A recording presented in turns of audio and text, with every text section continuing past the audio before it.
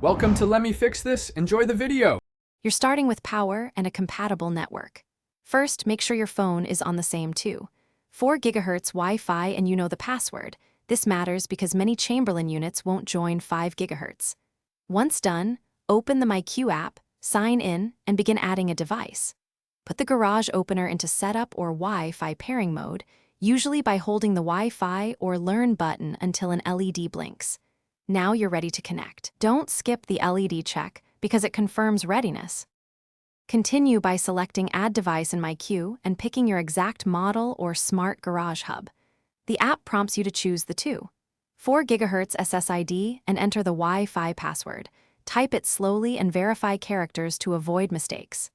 After you submit, the opener and app exchange credentials. This can take a minute or two.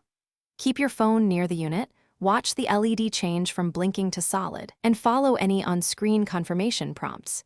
If the app asks for firmware updates, finalize by naming the garage opener in the app and performing a manual open/close test through MyQ so you verify control and sensors.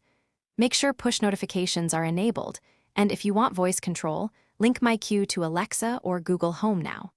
Once everything works, check for and apply any remaining firmware updates to maintain stability. If something goes wrong, here's one key troubleshooting tip. Reboot the router and the opener. Wait 2 minutes, then retry pairing. This clears IP conflicts and often resolves connection failures. Thanks for watching. If you found this helpful, don't forget to like and subscribe.